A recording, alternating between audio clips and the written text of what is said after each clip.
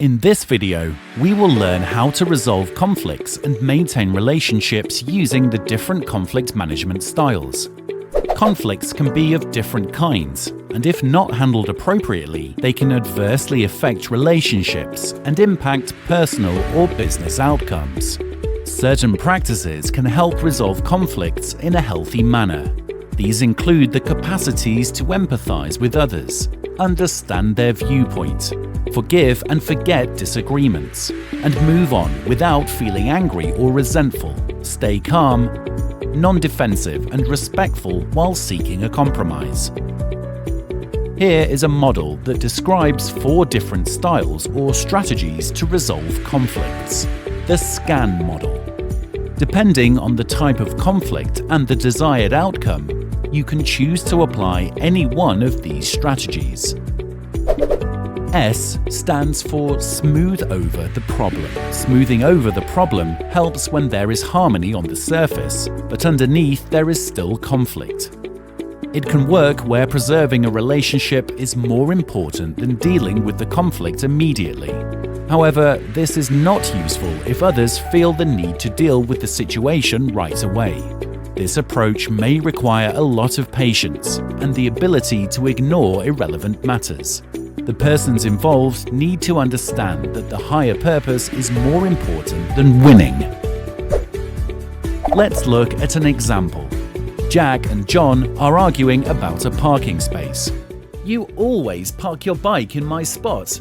Move it now." "There is no space outside my house." "It's not my problem." "I understand, but what can I do?" Okay, look, you can park here today, but we need to find a solution. You can't park here every day." "Yes, I understand." Jack used the strategy of smoothing over to manage a potentially big conflict. C stands for collaborate, to resolve. Most conflicts can be resolved efficiently by working together. Collaboration is a win-win strategy where the conflicted parties understand each other and work together to resolve the conflict. This requires both the parties to work through difficulties together, communicate effectively, and find mutually agreeable ways to resolve the conflict. Sid and Omar were in an accident. They are now arguing about who should pay for the damages.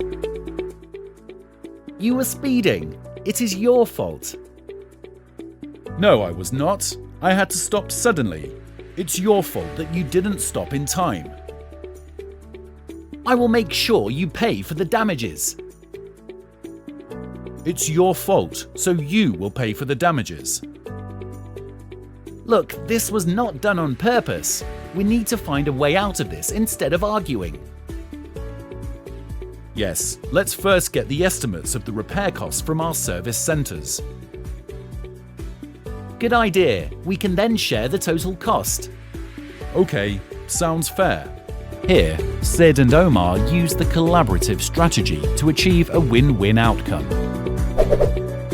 A stands for argue or compete. Sometimes you need to compete and be assertive to make sure that your approach is implemented for the betterment of all. This is the classic situation where the strength and power of one person wins the conflict. You need to take this approach in situations that require quick decisions. Here is another classic conflict. "Hey, you are breaking the queue. Please stand in line. We are all waiting." Sorry, I'm in a hurry. "Most of us waiting here are also in a hurry, madam, but we are not breaking the queue." "Hey, this is not done. I'm going to call security and have them move you out of the queue. Everyone is getting delayed because of you." Fine, wait. I'll join the queue from behind. Mary here used the argue or compete approach and forces Susan to follow the rules. N stands for negotiate or compromise. The negotiate or compromise strategy is likely to result in better relationships, but it's not quite the win-win situation. In this style, you neither push for what you want nor do you allow the other person to have their way completely. You negotiate and find a middle ground as an intelligent solution. However, in situations where temporary arrangements are needed, or where both sides have equally important goals, you may just compromise or settle for less than what you expected. Rita runs a flower shop where she faces an issue with a potentially valuable customer. I need 80 roses for an event, but I'm not willing to pay so much for it. This is what I can pay. I pay a lot more compared to others to source the freshest flowers available. I can't reduce the price that much. Well then, I can't buy them. Okay, how about I give you 60 roses for the same price? Yes, that will do. Since you are a valuable customer, I am willing to drop the price for this order.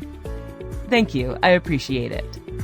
In this instance, Rita uses the negotiate and compromise strategy to enhance the relationship with a valued customer. Remember, using the right strategy helps maintain relationships and allows for an efficient conflict resolution.